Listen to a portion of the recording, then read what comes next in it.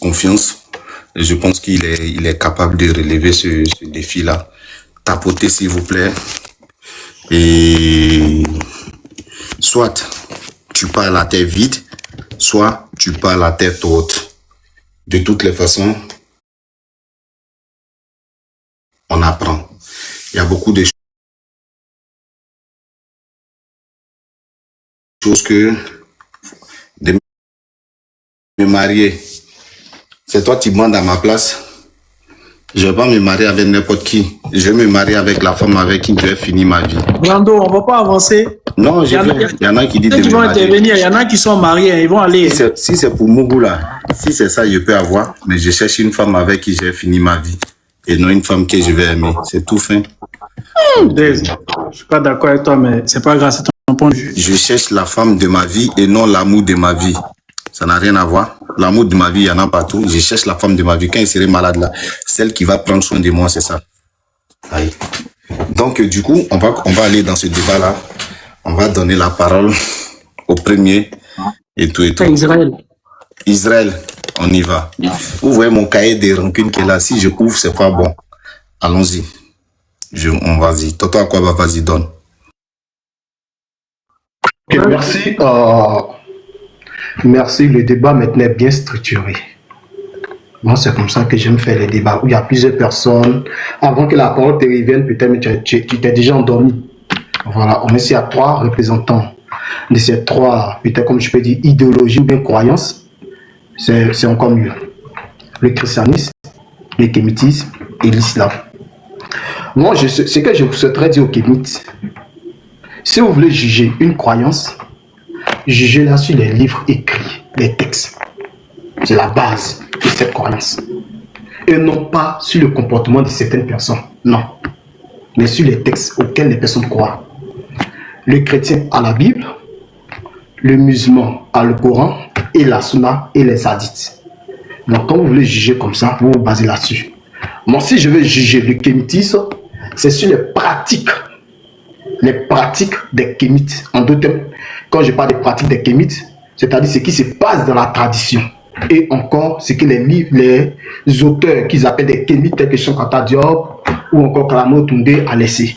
C'est sur cette base-là que je peux me baser, c'est sur ça que je peux me baser pour parler du kémitisme. Mais j'ai parti parler du comportement de quelqu'un, injurer la personne, ça n'a pas de sens. Non, ça n'a pas de sens. Voilà. Donc, voici d'abord les bases qui sont mises. On ne fait pas d'alliance avec les musulmans pour attaquer les kémites. Non. On ne fait pas d'alliance avec les kémites pour attaquer les musulmans. Non. Nous sommes neutres. Nous sommes seuls. Si je dois parler de l'islam, je vais parler de l'islam. Si je dois parler de la chrétienté, du kémitisme, je vais parler du kémitisme. Vous pouvez nous voir peut-être souvent. Il y a un thème sur le kémitisme et un musulman va monter donner son avis. Moi, je vais monter donner mon avis.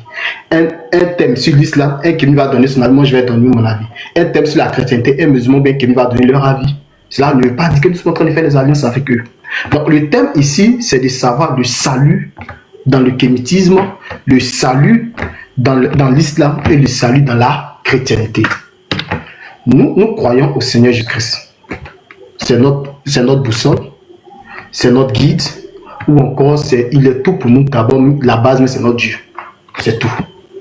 Et nous croyons à un livre qui est la Bible. Il y a le Nouveau Testament et l'Ancien Testament, 66 livres. 1189 chapitres et 31 000 versets bibliques. Nous croyons en cela. Donc, si vous voulez nous attaquer sur ça, rentrez dans les livres. Et moi, je souhaiterais.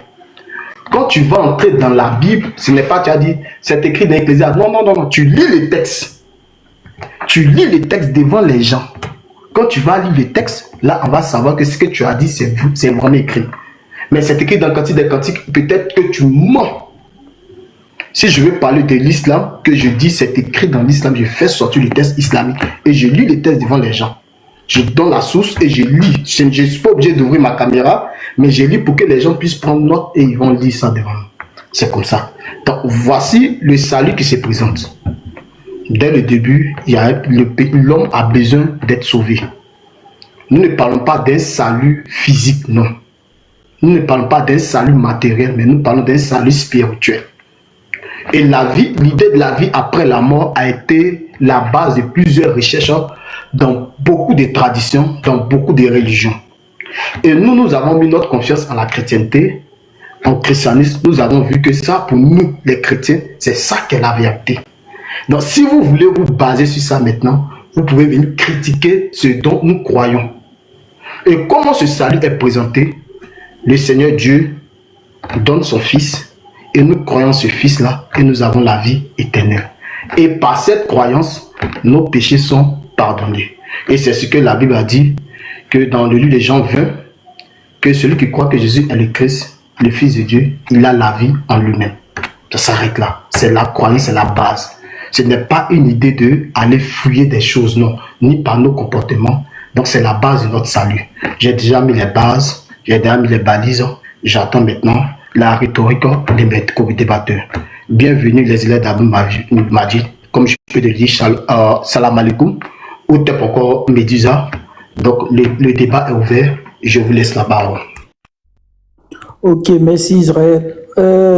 Médusa, c'est à vous. Bonjour tout le monde, j'espère que vous allez bien. S'il vous plaît, ouvrez les commentaires.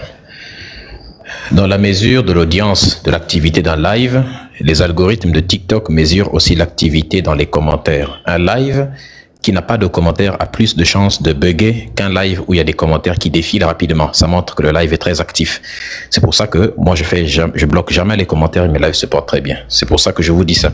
Et la Laissez les commentaires s'il vous plaît, laissez les commentaires. Vas-y. Laissez les commentaires, les gens vont tapoter.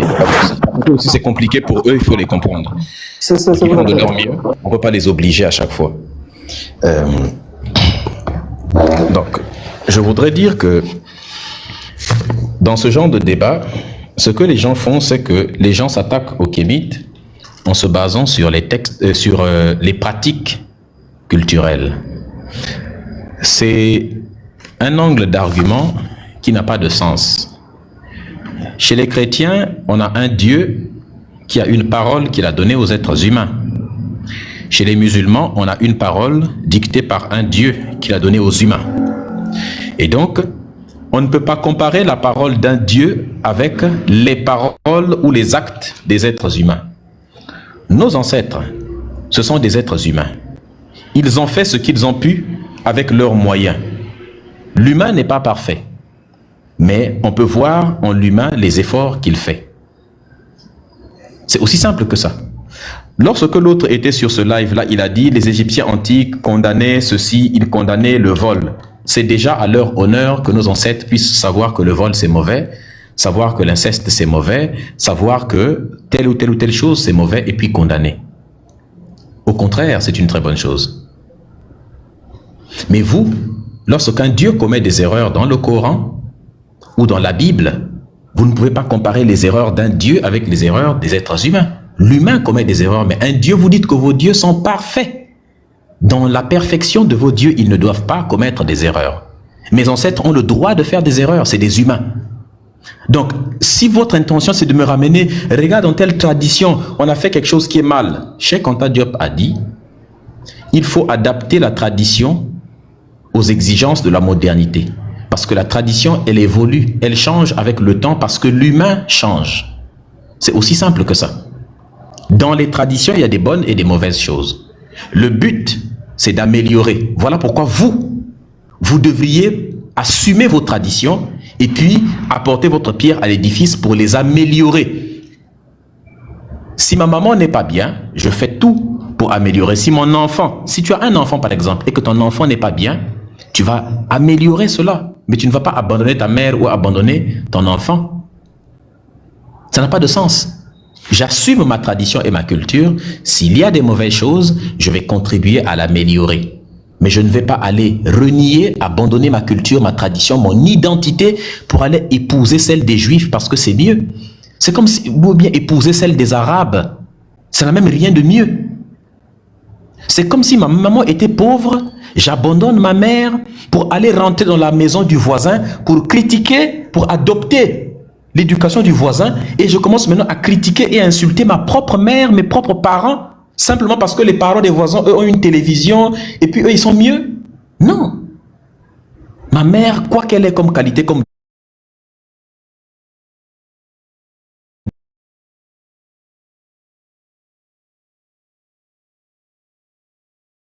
enfants, mais je transmettrai les qualités que ma mère et mon père m'ont données. Et mon enfant aussi ne transmettra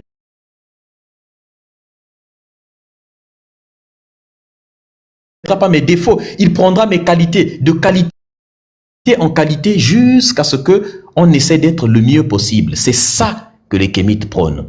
Donc l'intention qui consiste à vouloir montrer dans telle tradition, il y a telle chose qui est mauvais. Nous condamnons tout ce qu'il y a de mauvais dans la tradition et ce qu'il y a de bien, nous conservons. Et on continue, c'est comme ça. Assumons ce que nous sommes. Parce que dans vos propres religions, il y a des pires choses. Mais la différence avec vous, c'est que vous ne pouvez pas, vous n'avez pas le droit ni la capacité d'annuler ce que vos dieux ont autorisé. Quand vos dieux autorisent l'esclavage, quand ils autorisent les pires crimes contre l'humanité, dans vos textes religieux, vous n'avez pas le droit de changer ça. Vous ne pouvez pas corriger Dieu. Et vos textes sont faits pour le passé, pour le présent et pour l'avenir. Donc vos dieux ne peuvent pas, vos dieux n'ont rien fait pendant 1400 ans d'esclavage des Noirs. Pourquoi est-ce qu'ils viendraient intervenir aujourd'hui? Donc après 1400 ans, comme ils n'ont été foutus de rien faire, mais nous on prend la relève, on a compris, nous sommes libérés de l'esclavage tout seuls et maintenant on va développer l'Afrique tout seul. Otep. Merci Medusa. Les élèves, Oh, allez-y, c'est à vous. ok. أعوذ بالله السميع العليم من الشيطان الرجيم بسم الله الرحمن الرحيم والصلاة والسلام على رسول الله ربي اشرح لي صدري ويسر لي أمري واحلل عقدة من لساني يفقهوا قولي. Alhamdulillah, je suis très heureux de me retrouver sur ce panel. Et malheureusement, j'avais bougé, mais j'ai pris quelques notes. Les paroles ou les actes des humains comparés aux paroles d'un Dieu.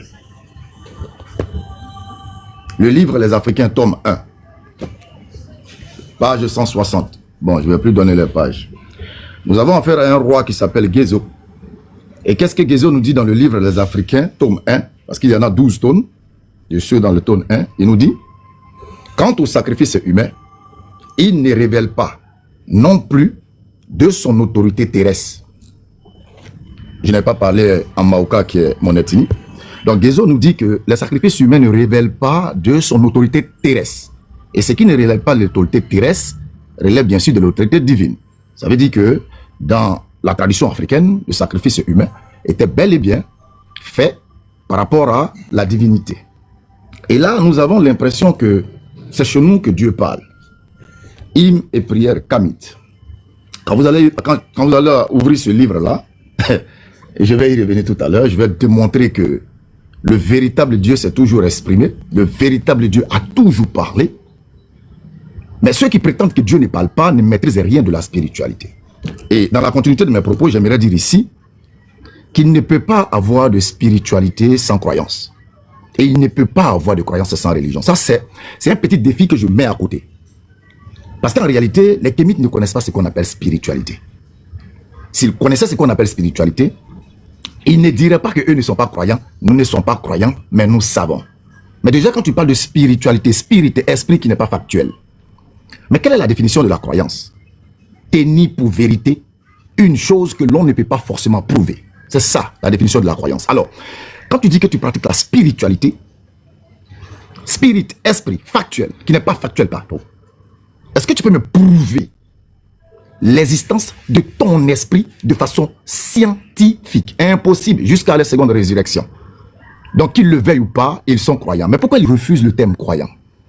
Parce qu'ils se disent qu'en acceptant d'être croyants, ils se rallient d'une certaine manière à ceux qui ont assez de religieux. Et j'ai dit qu'il ne peut pas avoir également de croyance sans religion. Pourquoi? Parce que tant que tu crois qu'il y a une entité, une divinité, que tu adores de façon spirituelle, tu es relié à cette entité-là par rapport à des pratiques cultuelles. Et cette liaison, cette relation avec cette entité est appelée la religion, la relation.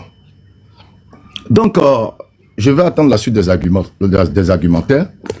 Mais déjà, il est bon de savoir que l'islam, oui, sans faux fuyant, je le dirais, c'est la religion ultime. Oui. Parce que les kémites ont fait fausse route quand ils disent qu'eux, ils adorent la nature. Nous respectons la nature. Ils oublient qu'eux-mêmes, ils sont éléments de la nature. Je répète, Ils sont eux-mêmes éléments de la nature. Mais malheureusement, de tous ces éléments de la nature, c'est l'homme seul qui s'octroie, ou qui n'est pas dit qu'il refuse son droit d'autorité pour se rendre plus bas que les créatures. Il va alors demander l'intercession d'un arbre, l'intermédiaire, d'avoir un arbre intermédiaire entre lui et son Dieu, un ancêtre, une rivière, etc. etc.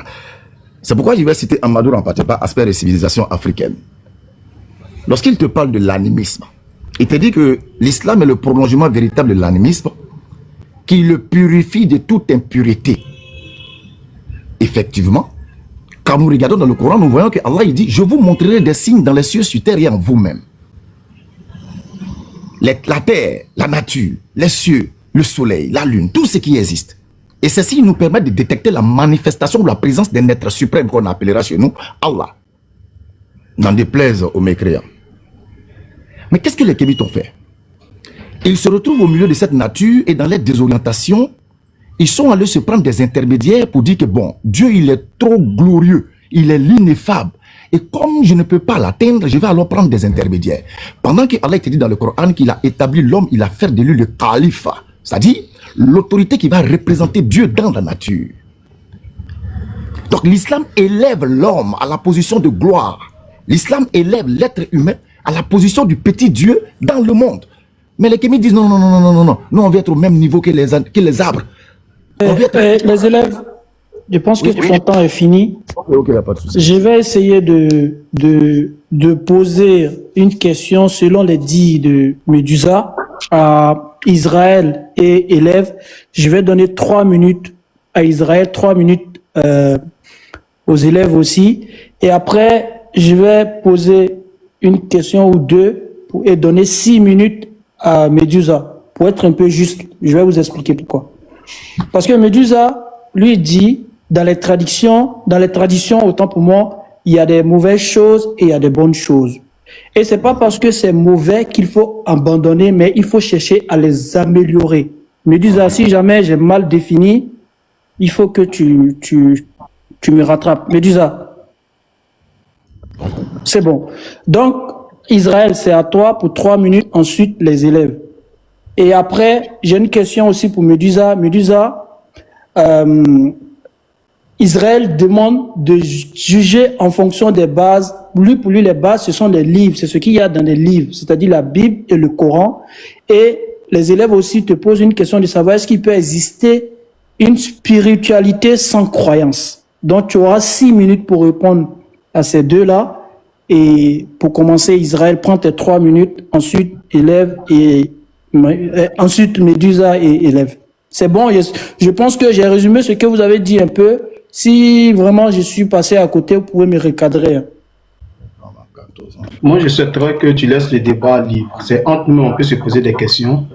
Là où la personne a fauté, là, on peut lui poser des questions. Parce que c'est nous qui sommes dans le débat. On peut voir les erreurs de l'autre. Voilà, moi, c'est de l'adversaire. Parce que moi ce qui serait intéressant pour l'audience, ce que vous énumérez là, il faut que chacun réponde. Moi, j'essaie juste de faire sortir ce que vous avez dit pour qu'on soit bien situé dans le débat. Il ne faut pas que chacun vienne, parce que vous avez là de la parole, donc quand vous venez parler... Je comprends ce que tu dis, parce que si tu donnes 6 minutes à Médusa, c'est comme... Non, mais 6 minutes par rapport, parce que vous deux, vous avez indexé Médusa. Attends, on n'a pas indexé Médusa, j'ai indexé tout. J'ai parlé de l'islam. Le modérateur faire sa modération, ce n'est pas grave. En fait, Israël, c'est pas méchant en soi. C'est pour nous que vous parlez, hein. C'est pas pour Médusa, en vrai. Tu vois. Et ce que j'ai relevé, c'est ça. Lui, il dit, c'est pas, il y a des mauvaises, dans la tradition, il y a des bonnes choses et il y a des mauvaises choses.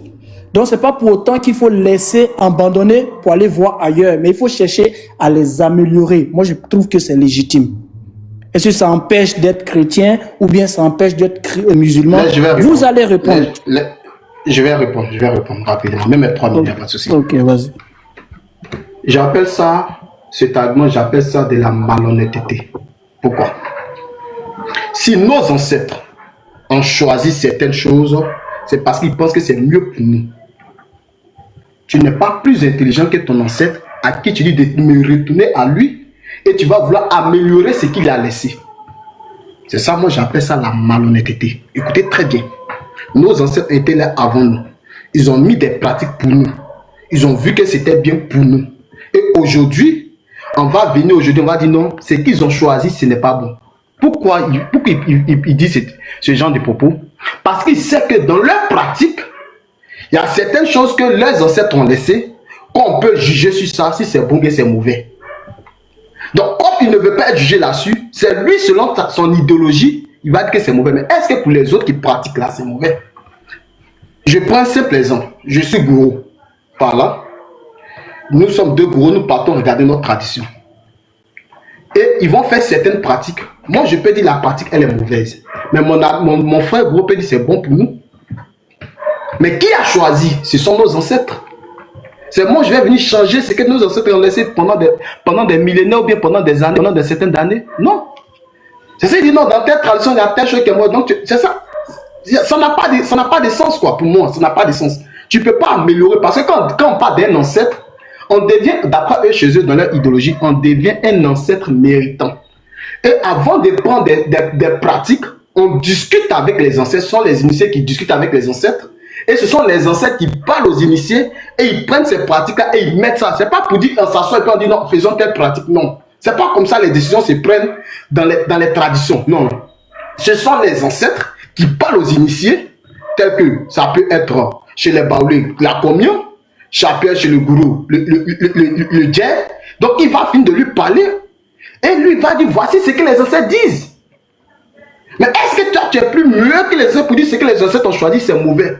Non. Donc il dit c'est une malhonnêteté. Faut pas me dire on va améliorer. Non, ce sont les ancêtres qui ont choisi. Donc on peut pas améliorer. C'est que toi tu trouves ça caduque, mauvais pour les ancêtres. Non. Est-ce que tu es un initié?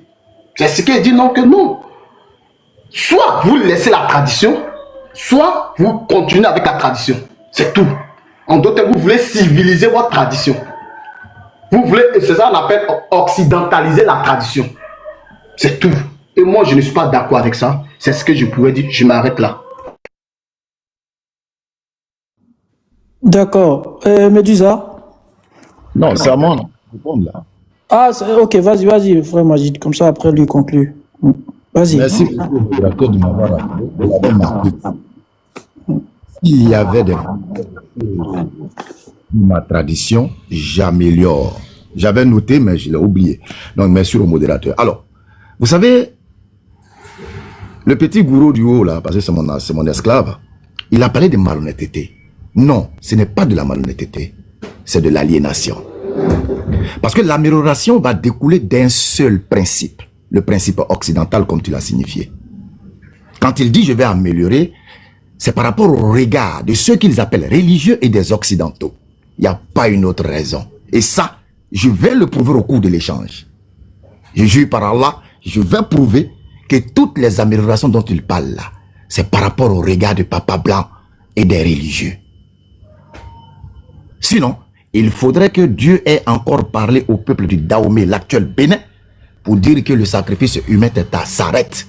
Parce que Guézo nous dit que ce n'est pas des sorts terrestres, c'est des sorts célestes. Et il faisait ce sacrifice humain sur la place publique, devant le peuple. Jamais personne n'a dit « Oh, quel sacrilège! Pourquoi il fait ça ?» Tous appréciaient parce que les dieux ont parlé, l'homme se tait. Voici la vérité. C'est la preuve que nous qui les accusent d'aliéner là, nous sommes plus désaliénés que tous ceux qui prétendent être désaliénés. Regardez le cas de l'excision. Le cas de l'excision. Aujourd'hui, ils ont honte de l'excision parce que c'est catastrophique. Il y a des dévanciers comme Doumbé Fakoli qui ont reconnu, et il y a même le nom de monsieur m'échappe, qui ont reconnu, je ne sais plus si c'est Doumbé, bon bref, il y a des dévanciers qui reconnaissent que l'excision vient de l'Afrique et c'est une pratique africaine et il faut maintenir l'excision jusqu'à l'heure actuelle. Mais à cause du Papa Blanc et des religieux, ils ont honte de l'excision. Pourtant, on nous dit, hein, si une femme n'est pas excisée, elle n'a pas droit au mariage. Un homme qui n'est pas circoncis, il n'est pas considéré comme un homme. Et quand tu couches avec une femme qui n'est pas excisée, c'est comme si tu couchais avec un homo. C'est comme si tu étais Woubi. J'attends seulement qu'on me conteste. Et puis j'appuie sur le bouton, je sors le test. Quand tu couches avec une femme non incisée chez les Kamites, tu es considéré comme un Woubi. Parce que, selon eux, Dieu est androgyne. Dieu a les deux sexes. Je ne sais pas qui a vérifié, mais il a les deux sexes. C'est pourquoi, selon la coutume africaine, il faut, quand la femme naît, il faut enlever, l'enseignement, il faut enlever le clito, qui représente l'appareil masculin, pardon. Quand c'est l'homme, il faut enlever le prépuce, qui va représenter les lèvres chez la femme. Donc, si on ne le fait pas et que tu as rapport, tu es Woubi. Ok, les élèves. Médusa? Oui. Voilà, donc je vais te donner tes... ne le prenez pas mal, les autres, j'essaie de faire ça parce que c'est un peu dirigé contre lui le débat, donc on n'a pas le choix. Non. Voilà, merci. Médusa, Oui. tu as bien compris le résumé que j'avais fait, non? Ou bien tu veux que je réitère? Non, ça va. Ok, vas-y. Otep tout le monde. Donc, Otep encore. Donc, j'ai compris ce que tu avais dit. Alors, on va devoir répondre à tout ça. Il y a une première chose qu'on appelle un millefeuille argumentatif que les gens sont en train de faire, n'est-ce pas? C'est aborder plusieurs sujets n'importe comment. C'est-à-dire qu'il y a des personnes qui ont l'habitude, débarquent sur un live, ils ne viennent pas pour débattre sur le sujet où on parle de salut, mais comme ils ont ramassé plein de choses à gauche et à droite, ils essayent de tout balancer et ça crée un millefeuille argumentatif et ça pourrit le débat. On n'est pas dans la cohérence. Donc je vais commencer par la fin. Là, il essaye de nous emmener sur la question de l'excision parce qu'on devait faire un débat sur l'excision avec un musulman et comme ça a raté et que lui, il pense qu'il... C'est ça le problème, on mélange trop de choses. Non, Médusa. L'excision est une pratique qui est... Non, je vais répondre, t'inquiète. Non, moi je sais pourquoi il a soulevé ça. Bon, là, il faut que tu me remettes mes minutes. Vas-y, pourquoi il a soulevé? Voilà, tu as 4h30. Il a soulevé ça parce que tu as parlé de tradition. Tu as dit il y a les traditions anciennes et les traditions nouvelles. Et voilà comment il a répondu. Il a dit, vous voulez améliorer parce que vous améliorez en copiant soit les religieux, soit les occidentaux. Est-ce que je me trompe, les élèves? En vrai, c'est sa réponse et puis il a cité un exemple. Ils améliorent parce qu'ils créent le regard. Voilà, en copiant soit sur les religieux et les occidentaux, et il a énuméré un exemple. Peut-être l'exemple, tu peux remettre en cause l'excision, tout et tout, comme il a dit, voilà, lui dit il a les tests. Voilà pourquoi il a cité ça. Sinon, il n'est pas sorti de ce que tu as dit, Médusa. Et je pense que j'ai bien clarifié les choses. Vas-y, mon frère. Je vais te mettre 5 minutes. C'est strictement faux.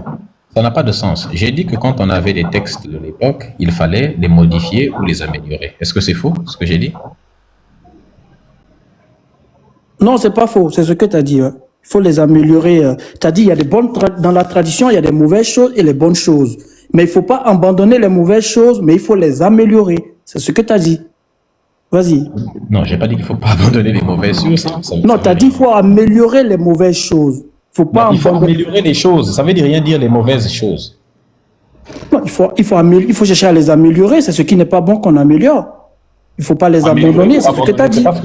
Non, il faut qu'on soit clair. J'ai dit que quand quelque chose n'est pas bien, soit vous l'abandonnez, soit vous l'améliorez. Améliorer quelque chose, c'est quoi? Améliorer la vie, la tradition, de manière générale.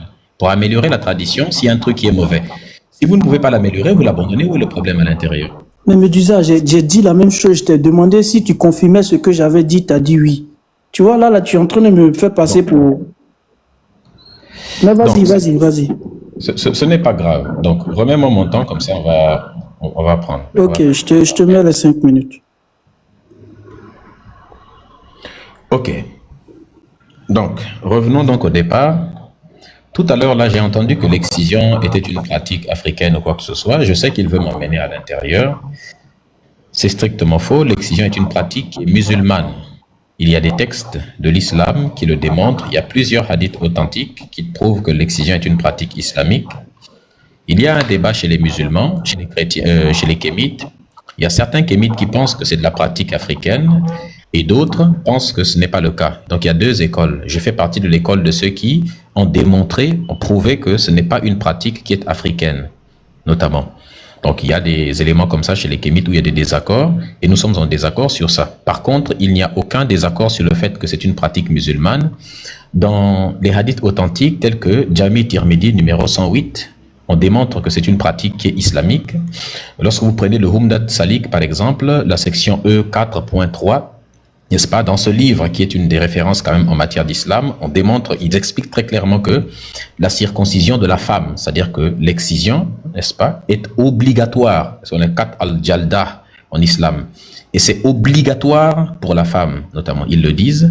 Et il y a lorsque vous prenez par exemple dans un des livres fondamentaux de l'islam aussi, Al-Mudawa, notamment de Ibn al-Qasim, par exemple, dans le volume 1, au niveau de la page 93, on explique également que, on pourra lire les textes si vous voulez, on explique que l'excision est obligatoire en islam parce que Aïcha, la maman des croyantes, il faut le savoir, elle a été excisée elle-même aussi. Ça, il faut le savoir. Donc, on pourra sortir également dans la Sirat Rasulallah, c'est-à-dire la biographie de Mohammed, où on explique que l'excision était recommandée, était obligée par des musulmans. Et quand on a fait l'esclavage arabo-musulman, on a apporté, n'est-ce pas, l'excision en Afrique. Donc ça, on pourra citer, il n'y a même pas de problème à ce niveau-là, on pourra citer plein de textes. Et lui, là, il est sunnite, donc il ne pourra pas refuser ces textes de l'islam sunnite. Donc s'il veut le débat, je sais qu'il veut axer le débat sur ça, mais on va le détruire proprement sur ça. J'ai entendu dire, est-ce que là, il peut y avoir de la spiritualité sans croyance. Sans croyance. Ça ne veut rien dire. Il peut y avoir de la spiritualité sans croyance, parce qu'il faut d'abord savoir ce qu'on appelle la spiritualité. La croyance, c'est le fait d'accepter que des choses sont des vérités absolues sans avoir de preuves. La spiritualité, c'est une recherche de sens, c'est une exploration de soi. C'est un rapport intime qu'il y a entre l'humain et la nature. Et Cheikh Anta Diop en parle dans Alerte sous les tropiques, c'est-à-dire qu'il qualifie la spiritualité africaine de, je vais le lire, donc dans Alerte sur les tropiques, ici, là, il appelle ça, n'est-ce pas, il dit que c'est un lien qu'il y a entre l'Africain et la nature. Et il dit que ça n'a rien de scientifique. Là, par exemple, si vous allez au niveau de la page 43 et 44, il dit, il y a une communication instinctive entre l'Africain et la nature qu'aucune croyance ne saurait abolir sans que ce ne soit néfaste pour lui. Donc, cette communication instinctive entre l'Africain et la nature, il dit que c'est ça qu'on appelle la spiritualité.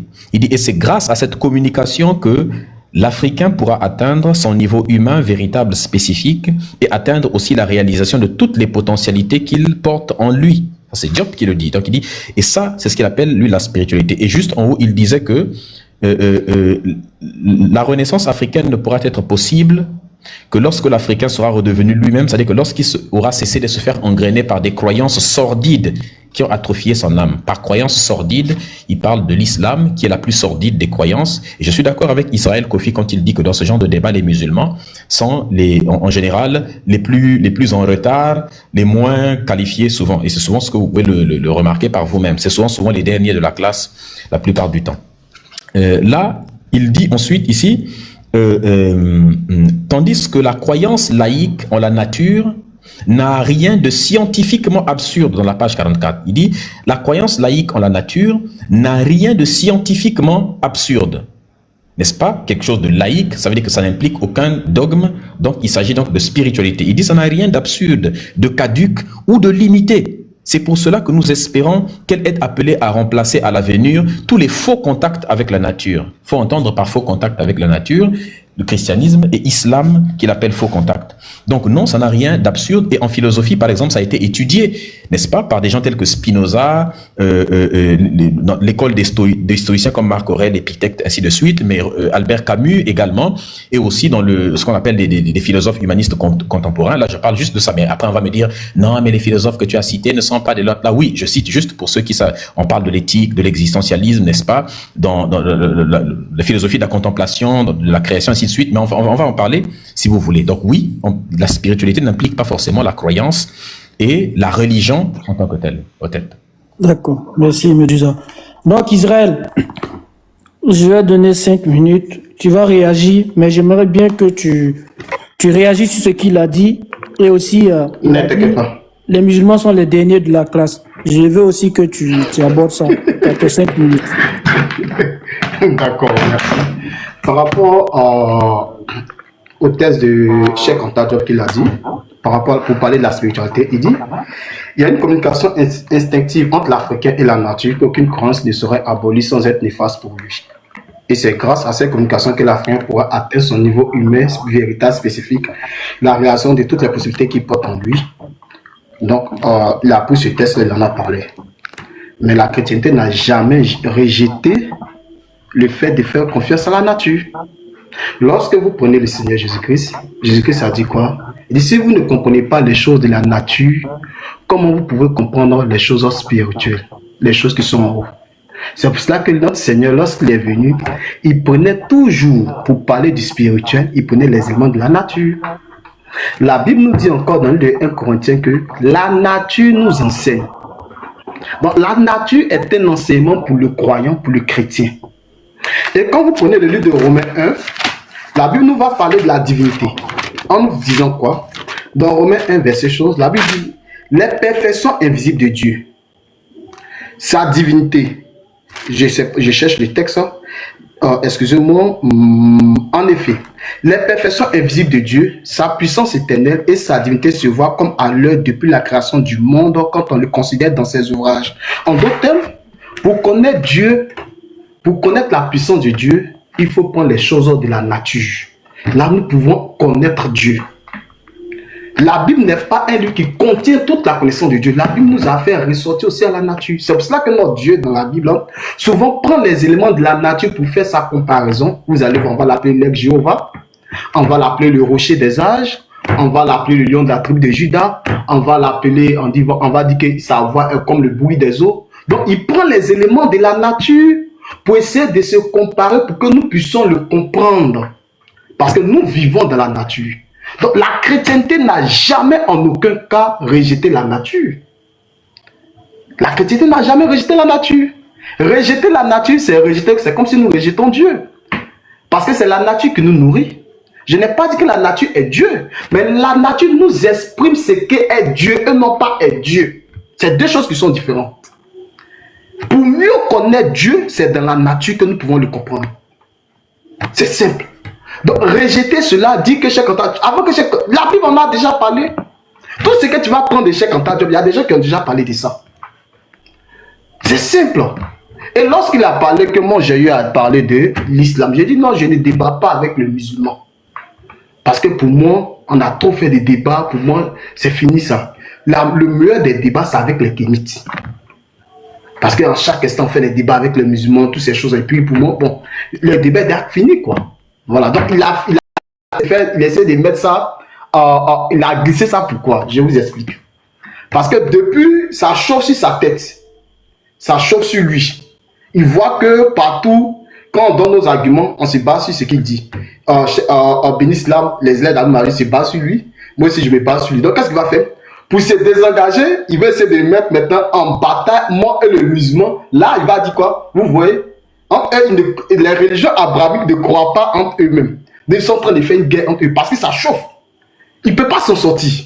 C'est pour cela qu'il a utilisé cette malice, cette ruse pour essayer de mettre ce venin-là, pour mettre là entre nous. C'est ça qui est là le débat. Mais depuis le débat a commencé, si tu as remarqué, tous ces arguments qu'il prend, on le mate.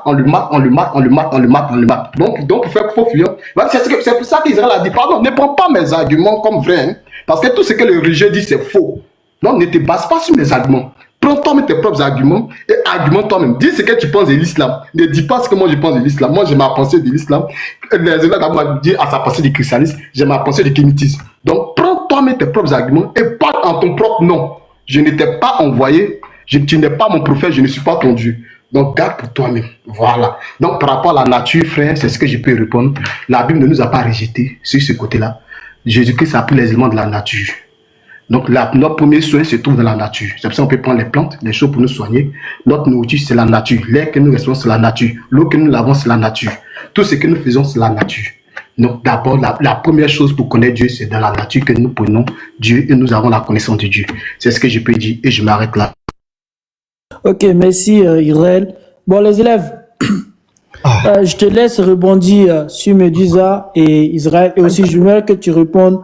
Il a cité un truc, le meilleur débat, c'est entre les chrétiens et les kémites. Donc, nous t'écoutons.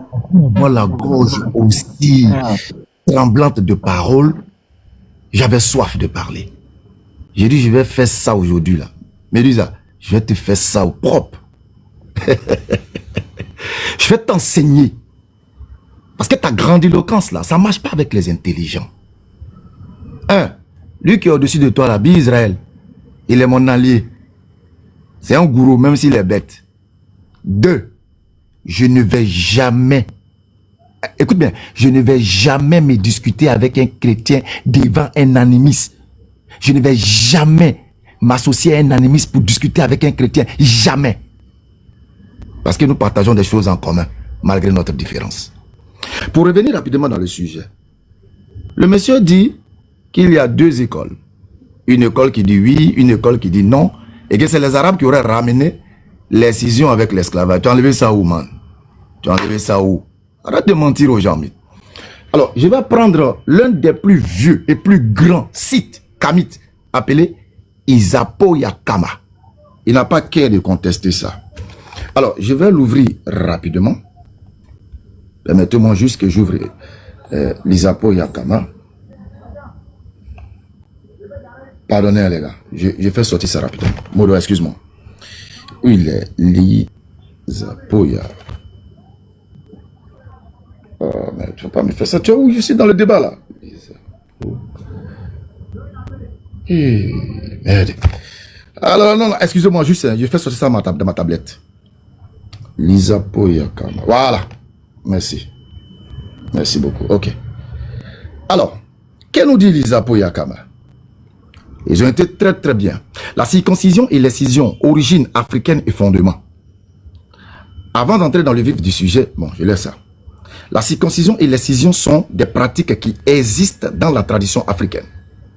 Ces pratiques sont souvent décriées et critiquées, notamment en ce qui concerne la circoncision des femmes, appelée couramment excision. Mais quelles sont les raisons de leur existence? Ces pratiques sont-elles endogènes à l'Afrique? Viennent-elles d'ailleurs? S'interroge l'Isapo Yakama. Origine africaine. Tout d'abord, il faut savoir que la circoncision et l'excision ne sont pas des coutumes qui viennent d'ailleurs. Ce sont des pratiques qui sont nées en Afrique et qui ne s'expliquent que du point de vue de la cosmogonie et de la pensée africaine. Maintenant, quelle est cette cosmogonie et quelle est cette pensée africaine? La circoncision, par exemple, est attestée depuis la plus haute antiquité dans la vallée du Nil. Il semble qu'elle a existé même déjà dans Nègre et Culture, page 206, lorsqu'il nous dit que les Égyptiens étaient circoncis dès la préhistoire. Quelles sont les raisons de ces pratiques? Les raisons de ces pratiques sont liées à l'androgynie du Créateur. Rappelons que pour nos ancêtres, c'est-à-dire pour vos ancêtres, Dieu est un être androgyne, c'est-à-dire qu'il ou elle possède la double nature. C'est pourquoi aujourd'hui vous voyez des hommes qui se considèrent il ou elle. Donc c'est de la faute des ancêtres des Kamites. Ils se considèrent il ou elle et eux les Kamites les condamnent. Pourtant votre Dieu est il ou elle, possédant les 2 sexes. Donc il est il ou elle. Alors on nous dit il est mâle et femelle. Et c'est ce qui lui permet de créer des êtres mâles et femelles. Et puisque dans la pensée africaine, l'être humain est un être divin, car issu de Dieu, l'être humain possède physiquement et spirituellement, comme le Créateur, la créatrice, cette nature androgyne, mâle et femelle. Le mariage dans la tradition, on le rappelle, est la fusion du principe mâle et du principe femelle, dans le but de ne faire qu'un seul corps, et il reproduit la nature de Dieu. L'homme et la femme étant réunis en un corps divin par le mariage, alors comme Dieu, ils peuvent créer des êtres humains. Mais le fait que les sexes ne soient pas clairement distingués à cause de l'androgynie de chaque être humain, le mariage n'aura pas lieu. Ça veut dire que toute femme kémite, tout homme kémite, qui n'est pas circoncis et qui est marié là, vos ancêtres sont en train de vous maudire. Mais ça, ils ne vous le diront jamais. Sourate 9, verset 29, le Coran dit, il faut dire les associateurs. C'est tout, hein. Ils se couvrent de la religion pour cacher leurs tares. Des tares qu'ils veulent améliorer ou remplacer. Parce que les Occidentaux les regardent avec leurs lois et leurs décrets universels. Tes ancêtres ont posé les actions par rapport à les dieux. Attends, tu as dit qu'il y a eu l'esclavage et nos dieux n'ont pas intervenu. Ok.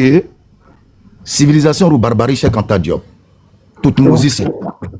Ok, les élèves. Merci, les élèves. Bon. Des choses, je reviens encore. Mais, ah ouais. Medusa. Bon. Tu peux. Tu veux que je définisse 2-3 trucs Non, mais ou bien tu peux aller comme ça. non, mets-moi en grand. Hein? Non, mets-moi en grand. Si tu peux me mettre en grand. Ok. Des, t'es là? Non, les modérateurs peuvent mettre en grand, il n'y a pas besoin de... Ouais, je suis là. Ok. Donc, je vais le mettre en grand, après tu te remets en grand. Okay. Vas-y. Vas-y, Medusa. Attends, j'ouvre juste la caméra et que tu... Attends un peu. Je lui donne 6 minutes. Hein. Ne soyez pas jaloux, Israël et les élèves. Vas-y, Medusa. Ok, j'allume la caméra.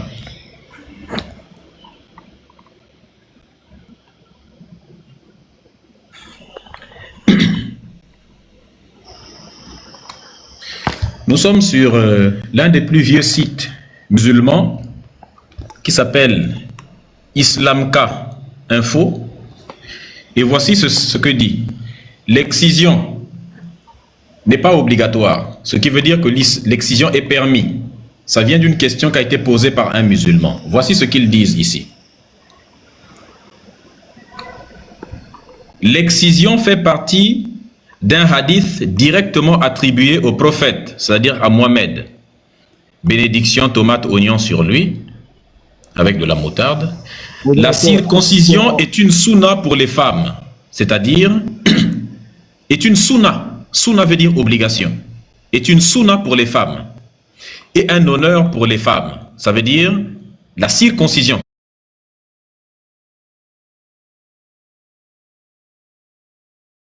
Circoncire une femme, ça veut dire l'exciser. Et si vous venez ici, là, on dit,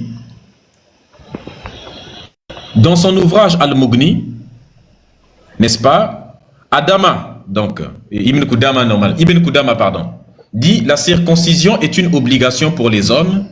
Quant à l'excision, elle est un honneur pour les femmes. Un honneur pour les femmes. Et regardez, je vais vous montrer un truc qui va vous être très intéressant. Regardez ceci. Voici la carte du monde des pays qui pratiquent l'excision. En rouge, là. Voici les pays d'Afrique. Voici l'Arabie, les pays du Moyen-Orient. Et voici ici, là. Ça, c'est l'Indonésie, le plus grand pays musulman de la planète. Et un peu l'Inde, vu qu'il y a un peu de musulmans là-bas. Ça, c'est taux de prévalence de l'excision. Maintenant, regardez la magie. Hein. Je vais vous montrer la carte de l'islam. Voici la carte du monde des pays qui pratiquent l'islam. Comme par hasard, on a les mêmes pays qui pratiquent l'islam, là aussi et là. C'est comme si on avait pris la carte des pays qui pratiquent l'excision, on a appliqué sur la carte des musulmans, c'est pareil. Ces pays qui sont là, par exemple, des pays tels que le Congo-Brazzaville ne pratiquent jamais. Ici, là, la RDC, seul l'Est de la RDC qui est islamisé dans les régions de Goma, la pratique. Tout le reste ne pratique pas ça. C'est parce qu'il y a l'islam là-bas. Au Burundi, il y a 1% de musulmans. Il n'y a que 1% de femmes burundaises qui sont excisées. Tout le reste ne le sont pas. Le reste, jusqu'en bas là, on ne la pratique pas.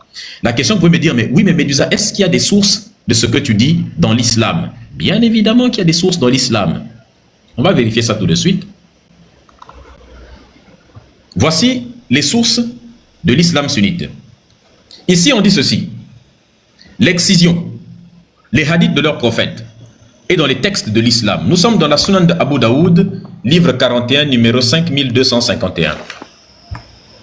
On dit ceci. Le père d'Abu al-Mahid, Oussama, ainsi de suite, a dit, rapporte que le prophète a dit, la circoncision est une loi pour les hommes et une préservation de l'honneur pour les femmes. Une préservation de l'honneur. C'est-à-dire que pour qu'une femme soit honorable, qu'elle puisse se marier, qu'elle puisse considérer comme étant honorable, c'est ça. Voilà où les Africains ont appris que l'islam, que l'excision est honorable pour la femme, ce que les élèves de Abdul Majid viennent de dire là. Voilà d'où ça vient. Les Africains n'ont pas inventé ça. C'est pour ça que les endroits de l'Afrique qui ne sont pas touchés par l'islam ne sont pas touchés par l'excision. D'après Atiyar, ainsi de suite, une femme pratiquait la circoncision à Médine. C'est-à-dire qu'à Médine, il y a une femme qui pratiquait la circoncision. Le prophète, que la paix, ainsi de suite, a dit, ne coupe pas sévèrement, car cela est meilleur pour une femme et plus souhaitable pour un mari. C'est-à-dire que coupe un peu, mais pas sévèrement, n'enlève pas trop, mais enlève quand même, mais un peu seulement. C'est ce qu'ils disent. Et si vous voulez, je vous donne toutes les sources. Partout là, on ne parle que de ça. L'excision dans le Coran, dans la Sunna, partout, on en parle. Là, par exemple, je vais vous donner quelques hadiths authentiques. Attendez, c'est quoi le temps? Il me reste 1 minute. Là, vous avez Aïcha. Dans Jami at-Tirmidhi numéro 108, on dit « Lorsque les circoncis se rencontrent, le ghusl est obligatoire. Le messager d'Allah et moi-même l'avons fait. On a fait la circoncision. Et nous avons donc accompli le ghusl. » Aïcha dit qu'elle était circoncis elle-même. Circoncision pour la femme, ça veut dire excision. Ici, on dit, dans Umdat at-Sali, comme je vous ai dit, au niveau de la section E4, numéro 3, on dit « La circoncision est obligatoire pour tout homme et toute femme. » Les femmes aussi. Il s'agit de l'ablation de la peau, kat al-jalda, du grand chez l'homme, et quant à la circoncision féminine, celle de la femme, l'ablation du clitoris. Ablation du clitoris. Allez vérifier, la source elle est là. Et puis revenez me dire si c'est faux. Je rappelle que ça c'est les sources de l'islam. Ce que dit un musulman, on s'en fout. Ce que dit les textes de l'islam, c'est ça qui est plus important. Ici vous avez de Al-Mudawa de Ibn al-Qasim, volume 1, page 93, qui dit « J'ai demandé ceci, la circoncision est-elle obligatoire pour hommes et femmes ?» Il répondit « Malik ne la considère pas comme devoir obligatoire, mais comme une pratique mutuelle. Une sunanu al-fitra, il appelle. Donc ça veut dire qu'on doit la pratiquer, c'est quelque chose qui est fortement recommandé en islam. Bon, je crois que le temps est naturel, d'accord. Le temps, mais si, me disent avec des sources. Ouais, tu as réagi avec des sources, ça c'est clair. J'ai même pas pu répondre à Israël. On viendra après. Ouais. Et, Israël, on peut laisser les élèves répondre à ça, si Israël ça te dérange pas. Il n'y a pas de souci, ça ne me gêne pas. Ok. Non, on continue, pas du fait du favoritisme. Non, c'est pas du favoritisme, c'est pour répondre. Chacun attend son temps de réponse. J'ai demandé. Ah, mais s'il répond, je devrais répondre. C'est pour contredire. Oui, mais la contradiction, elle se fait naturellement. Donne la parole à Israël, on en viendra à son tour et je répondrai après. On continue tel qu'on a commencé. Ah, bizarre. C'est compliqué. Ah, oui, vas-y, Israël, c'est bon. Il dit, il veut pas. Non, attends. Il a dit tout à l'heure. Non, on continue tel qu'on a commencé. Ça devient non, pas du tout. Après moi, on donne à Israël et après lui, après moi. On continue. C'est parce que ce que tu as dit est très important. Tu as donné les sources. Et puis il attend. C'est ça. Comment t'entends? Medusa. C'est comme ça, mon frère. Il n'a qu'à noter, moi aussi, ce qu'il a dit et ce que Israël a dit. J'ai même pas pu répondre à Israël. Pourquoi tu m'as c'est vrai. C'est vrai aussi, ouais. Voilà. Et Israël, désolé, Israël. Oui, vas-y, Israël, vas-y. Ok, merci. Vous voyez, j'ai écouté Medusa parler. C'est comme ça les kémites sont. Tout ce qui est mauvais là, c'est pas de chez eux, ça vient des autres personnes. Mais quand c'est bon, ça vient de chez eux. Il y a l'excision et il y a la circoncision. Quand vous allez poser question à Medusa, parce qu'il sait que la circoncision c'est une bonne chose. Il n'y a aucune organisation internationale qui s'oppose à la circoncision. C'est rare de voir ça passer par là. Mais quand tu vas lui demander, il va dire que ça vient depuis l'Égypte. Mais quand c'est l'excision, ça vient depuis l'islam. Vous voyez, c'est 2 poids 2 mesures. Israël, il a montré des sources. Non, j'arrive d'abord. Je suis Vas-y. Parler. Voilà. Il y a l'excision qu'on appelle l'excision pharaonique. L'excision n'est pas pendant l'islam. L'excision est avant l'islam. Je vais vous montrer une autre source encore. Aussi, comme il a montré source là, parce qu'il est parti sur le net. Moi aussi, je suis parti sur le net. Et puis, chacun va venir avec source. Et puis, on va voir là. Vous allez voir. On dit quoi? Tu peux venir en caméra, s'il te plaît, comme ça tu montres. Oui, je peux venir en caméra, il n'y a pas de souci. Je te mets en grand. Vas-y. Ok. Ok. Et chacun montre la source qui lui plaît. Où est la partie là? Excusez-moi. J'ai la partie est quittée devant moi rapidement. Je descends. Attendez, je ressors pour faire ressortir ça vite. Et c'est mon visage qu'on montre. Ah, je ne savais pas. Excusez. Je suis en train de faire ressortir rapidement le site. Ça va sortir, excusez-moi. J'avais là, ça de suite là. Excusez-moi, j'ai déjà montré ça à Médusa une fois. On appelle ça l'excision pharaonique. Vous pouvez écrire ça sur le net, excision pharaonique. Et là-bas, ils ont dit que l'excision n'a pas de choses. Est-ce que c'est pas là? Ça doit être sur ça. Sur ce document-là, je crois bien. Ça doit être sur c'est ça. Merci. L'excision, mutilation génitale. Donc, c'est une revue de presse. Et on va voir là. On dit les types d'excision varient d'une culture et d'une région à l'autre. L'Organisation mondiale de la santé les a répertoriés en 3 grandes catégories. Donc, c'est l'organisation, l'OMS. Le type 1, souvent appelé clitoridectomie, implique l'ablation de la pointe prépuce. Le type 2 se caractérise par l'ablation du clitoris avec l'excision. Le type 3, souvent appelé infibulation, est la forme la plus radicale et l'excision. Je continue. Au Soudan, le type 1 est dit sunnite et ne compose généralement que l'ablation de la pointe prépuce. Le type 2, intermédiaire, est désigné sous l'appellation de Matwassa et le type 3 est qualifié de pharaonique. 6. Donc, l'excision pharaonique. On nous parle de l'excision pharaonique. Or, quand on parle de pharaon, pharaon n'est pas chez les musulmans. Pharaon, c'est chez chose. On parle du type 3. Le type 3, voici le type 3 qu'on parle ici. Souvent appelé infibulation, est la forme la plus radicale de l'excision qui implique l'ablation partielle ou totale des organes génitaux externes, suivie de la suture de l'orifice vaginal, ne laissant qu'une petite ouverture pour l'écoulement de l'urine et du flux menstruel. Donc on dit c'est ça qui est la plus radicale et elle était pratiquée au temps de Pharaon. Donc, faut te calmer, Médusa. Ça ne vient pas.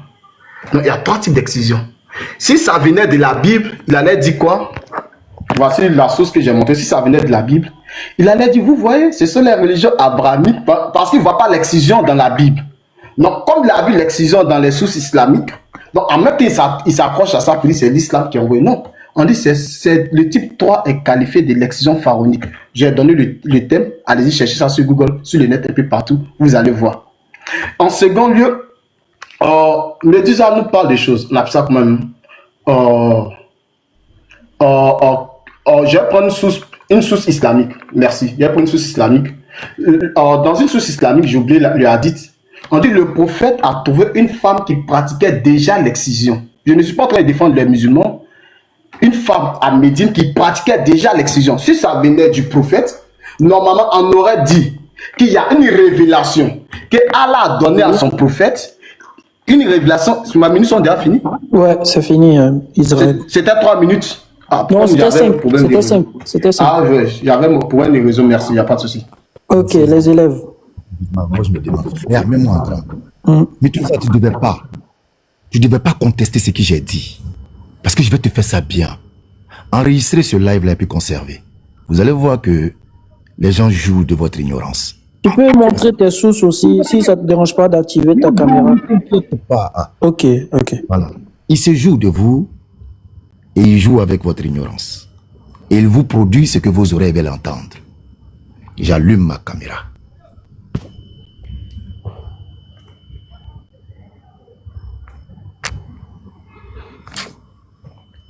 Il y a quelque chose qui va me fatiguer un peu, les gars. C'est très petit. Je ne pourrais pas placer la cam et puis lire en même temps. Ça va me fatiguer, franchement. Mais je vous montre déjà le titre. Ici. Et ils vont vous relater. Subhanallah. Nation. Je vais vous donner un petit enseignement ici. Regarde. Quand vous voyez nation, nègre et culture, ça veut dire les cultures qui avaient lieu dans la nation des Noirs. La culture ou les cultures qui avaient lieu dans la nation des Noirs. Et ici, Cheikh Anta Diop te dit, pardon, comme vous avez vu le livre, je vais fermer puis je vais lire, sinon je ne pourrai pas lire. Je ferme ma cam. Ah, il faut que tu montes, sinon ils vont rétorquer ce que tu dis. Hein. Ils vont pas accepter. Hein, les élèves. C'est pas grave. Modo, mon temps. Il peut pas contester ça. Non, mais il faut montrer en fait, parce que si tu montres pas, ils vont dire ce que tu as dit, c'est faux. Tu vois. C'est pour toi que je dis ça en fait. C'est pour toi que je dis ça. Je me Fais pas des choses pour lui, laisse-le. Regarde, je ne pourrais pas lire. Je ne pourrais pas lire. Au moins, j'ai montré. C'est pour toi que je dis ça. Parce que si tu montres pas, ils vont dire non, ce que tu dis là, tu as trouvé ça quelque part. C'est tout. C'est pour ton bien en fait. C'est pour toi que je le dis. Bon. En fait, laisse-le lire sans montrer. Où est le problème? Pourquoi ne te mets pas à son côté? Ça devient fatigant en fait. Bon, il t'a dit voilà il veut lire. Si un truc n'est pas dedans, on va dire que c'est pas dedans. Je ne peux pas. Les gars, attends, mon temps. Regarde ici. Je suis chez Isapo Yakama. Regarde. C'est le kiki des ancêtres qui sont dans leurs mains, ils sont en train de couper. Voilà, c'est ici. Et là, vous voyez qu'il vous dit quelles sont les raisons de ces pratiques. Lisez avec moi. Les gars, franchement, hein, les raisons de ces pratiques sont liées à l'androgynie du Créateur. Rappelons que pour nos ancêtres, Dieu est un être androgyne. C'est dit qu'il ou elle possède la double nature, mâle et femelle. Voilà, ça sauve Dieu. Ici, Isapo Yakama, l'un des plus vieux sites kamites. Et c'est ici même Médusa vient prendre ses notes. Il vient prendre ses notes ici. Non. Ça, par contre, je n'accepte pas ça. Je dis Si on commence par des attaques personnelles, je descends. Je dis, excuse-moi. Depuis qu'on a commencé, personne n'a été insulté personnellement. Ce genre d'insultes furtives, je n'accepte pas ça. Attends, je bloque. Si tu n'es pas capable élèves, d'être mature et de faire un débat de maturité, moi je descends. Je n'aime pas ça. Médusa, attendez, les élèves, je vais te donner ta minute. Je veux bien qu'on Je soit vais te donner clair. ta minute. T'as dit quoi, Médusa? Je n'accepte aucune espèce d'insulte. Je n'ai insulté personne. Il a dit quoi? Je ne vais pas répéter ce qu'il a dit. Mais Il a dit tu prends tes informations dans ce livre.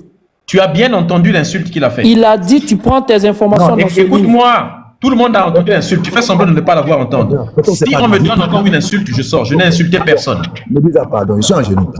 Je viens de le dire. Hein. Et Abdul Majid, la dernière fois que je t'entends dire ça, il faut arrêter avec ça. Sinon, je ne débattrai plus jamais avec toi. Ce genre d'insulte-là, moi je ne t'insulte pas quand il y a des lives.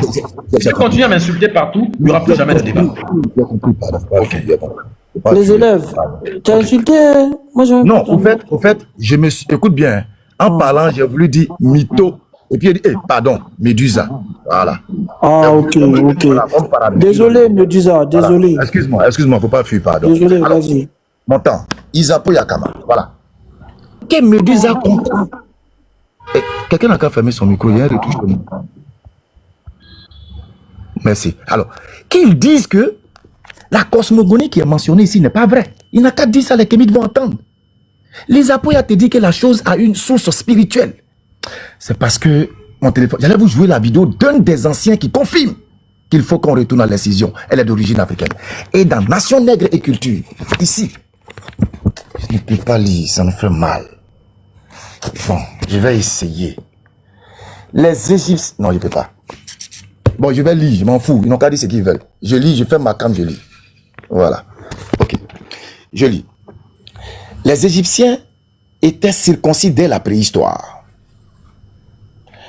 Ce sont eux qui ont transmis cette pratique au monde sémitique en général, juifs et arabes. Cheikh Anta Diop. Je ne vais même pas tout lire, parce que la suite même est catastrophique.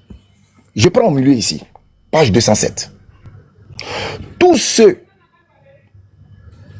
qui acceptent cette définition, Seigneur, reconnaîtront que d'après Hérodote, qui a vu les Égyptiens comme le lecteur voit ses papiers, la circoncision est d'origine égyptienne, éthiopienne, et que l'Égypte ancienne et éthiopienne n'étaient autres que des Noirs habitant des régions différentes. Cheikh Anta Diop, arrête de jouer à l'intelligence des pauvres qui te suivent. Arrête, frère. J'ai dit, je vais te faire ça bien ce soir. Alors, je vais venir rapidement. Bon, bref, j'ai fini avec ça. Le temps court contre moi. Il a dit quoi déjà? Écoute, ce qu'un kémite dit, on s'en fout.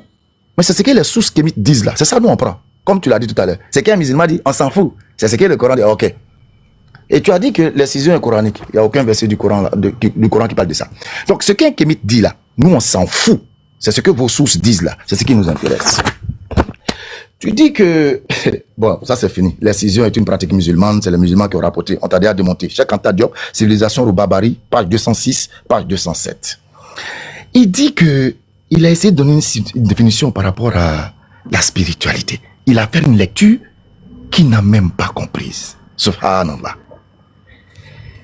Est-ce que tu peux prendre ici devant tout le monde la définition étymologique de spiritualité? Tu dis, ça n'a rien de scientifique. Ça veut dire que c'est quelque chose qu'on ne peut pas prouver scientifiquement. Mais Médusa, ce qu'on ne peut pas prouver scientifiquement, on appelle ça la croyance. La croyance, c'est accepter une chose comme vérité qu'on ne peut pas forcément prouver. Et ton texte que tu as lu te dit, ça n'a rien de scientifique. Ça dit la spiritualité n'a rien de scientifique. C'est bon. Je termine. Tu dis, le temps s'est écoulé, les élèves. Médisa, c'est à vous. Bon. Qui nous écoutent se rendront compte de quelque chose de manière très claire. Vas-y. Les Africains qui nous écoutent se rendront compte de quelque chose très clair. Ton micro, s'il te plaît. Excuse-moi. Je veux bien que les jeunes Africains qui nous écoutent notent ceci. Les chrétiens et les musulmans font semblant sur leurs différents lives d'être en désaccord. Ils font semblant de faire des débats interreligieux. Mais c'est lorsqu'ils sont face à des kémites que nous révélons leur hypocrisie. Sur le live de Pasteur Ménard, Israël Kofi passe son temps, lui et ses compatriotes, à critiquer et à insulter l'islam, à dire que jamais on ne s'associera à des musulmans, jamais j'en pourrai être d'accord avec eux. C'est la même chose que disent les musulmans aussi à chaque fois que les chrétiens sont dans la perdition, que l'islam seul est la vérité. Mais il n'y a que quand ils sont face à des kémites que l'on voit la vérité. Ils s'allient. Là maintenant, Israël Kofi a oublié tout ce qu'il a contre l'islam. Les élèves d'Abdul Majid a oublié tout ce qu'il a contre les chrétiens. Il fait des débats interreligieux contre des chrétiens. Mais il faut qu'il y ait des kémites en face pour vous démontrer. C'est pour vous montrer la vérité, les amis. Ils seront toujours prêts à tout pour essayer de sauver cette religion, mais la vérité, ils s'attaqueront toujours à ce qui est vrai. Ça, c'est un fait. Maintenant, revenons à l'essentiel maintenant. Israël Kofi, bon, c'est dur un peu de répondre aux deux en même temps. Tu m'as donné, je rappelle que tu ne m'as pas donné 6 minutes. Hein. Tu m'as donné peu de minutes, on est à 3 là. Tu ne m'as pas donné 6 minutes, tu devrais me donner 6 minutes normalement. Je vais rajouter 1 minute. Je vais rajouter. Ok. Bon, c'est un peu compliqué de répondre aux deux en même temps, tellement ils mentent. Il y a un principe qu'on appelle le principe de Brandolini qui dit que quand quelqu'un dit une bêtise, n'est-ce pas, il te faut plus de minutes pour le dire. Je mets au défi les deux là. Vous deux, je vous mets au défi de me sortir une preuve, une trace archéologique qui montre que l'excision... Israël Kofi, tu as montré, toi aussi les élèves d'Abdul Majid a montré la circoncision. Je vous défie de me montrer une preuve de l'Égypte antique pratiquait l'excision. Tout ce que les gens disent, il n'y a pas de... Je vous ai dit qu'il y avait 2 écoles. Me montrer le site de l'Issapo Yakama, ça ne sert à rien du tout. Je vous ai dit qu'il y a certains kémites qui pensent ça à cause des travaux de Cheikh Anta Diop. Mais ce ne sont même pas des travaux de Diop, ce sont des travaux de Marcel Griol. Marcel Griol qui était directeur de thèse de Cheikh Anta Diop. Mais dans la pratique, on n'a trouvé aucun élément qui montre que l'excision est une pratique africaine. Et il y a un livre qu'on appelle les livres de Amuna Ngwoninba qui le démontre. Il n'y a aucune pratique. Et je peux te sortir les textes des grands savants de l'Égypte antique, n'est-ce pas, ceux qui étudient l'Égypte antique, qui disent eux-mêmes, par exemple, je ne sais pas si le temps est suffisant, mais je vais te lire dans le livre le texte, n'est-ce pas, de Fayard, qui est un médecin qui dit ceci. La circoncision féminine n'a pas été connue des Égyptiens. Du temps des égyptologues et médecins, du temps des pharaons, dont la circoncision, dont la civilisation a veillé à honorer la femme, non seulement comme reine, gouvernante, mais aussi comme reine adorée. J'ai passé, donc voilà ce qu'il dit, j'ai passé des dizaines d'années à étudier des centaines de livres et des sources sur les pharaons. Et en examinant les papyrus médicaux qui ont traité toutes les maladies des femmes et leurs médicaments, je n'ai trouvé aucune trace de circoncision féminine. Je dis bien aucune trace. C'est la même chose que dit également Lynn Meskel dans le livre intitulé Vie privée des Égyptiens, Nouvel Empire de 1539 à 1075. Et donc, je vous mets au défi tous les deux de venir me le montrer parce que vous parlez, vous n'avez aucune preuve. Je vais vous sortir des éléments pour parler de l'autre là qui était en train de jacasser à propos de l'islam. Alors, voici ce que l'on dit. Nous allons partir. Il faut savoir que il y a 4 écoles en islam, n'est-ce pas? Il y a ce qu'on appelle des madhab. Dans le madhab, n'est-ce pas, des malikites. Les élèves de Abdul Majid étaient un malikite, comme tous les autres. Il y a 4 grandes écoles. Les malikites, l'école des malikites a été fondée par Ibn Malik, n'est-ce pas? Malik Ibn Abbas, pardon, au 6e siècle, qui a déclaré que l'excision génitale féminine était recommandée. Là, on dit, les malikites considèrent que c'est wajib, c'est-à-dire obligatoire pour les hommes, et sunna, c'est-à-dire que facultatif pour les femmes. L'excision féminine est recommandée. C'est ce que l'on dit, n'est-ce pas? C'est ce que Al-Dardir dit, qui est un malikite qui est décédé en 1789.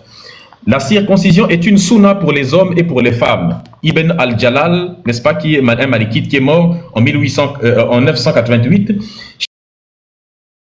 Chez l'école des Hanafites, on dit, selon l'école des Hanafites, il s'agit d'une sunna, acte facultatif pour les femmes comme pour les hommes. Tu trouveras ça, c'est Ibrahim Letton Asmani, notamment, on pourra revenir sur les éléments.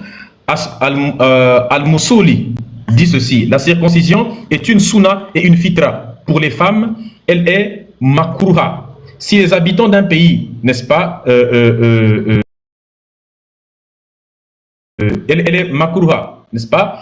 Si les habitants d'un pays décident à l'unanimité d'abandonner la circoncision, l'imam doit s'y opposer fortement, car il s'agit,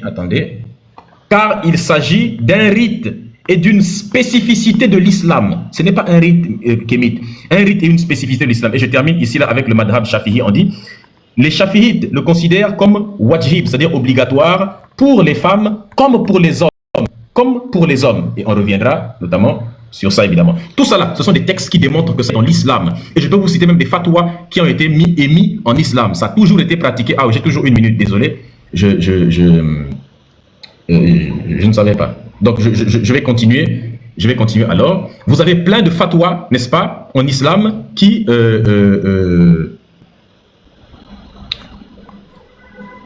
couper l'extrémité des complications, l'islam tolère la sunnite. Là, par exemple, vous avez ce qu'on appelle des fatwas modernes, des fatwas qui sont émises. Je ne sais pas si on aura le temps de les lire, il y a 7 secondes. Tout ça que vous voyez là, n'est-ce pas, ce sont des fatwas. Je termine sur le truc pharaonique là.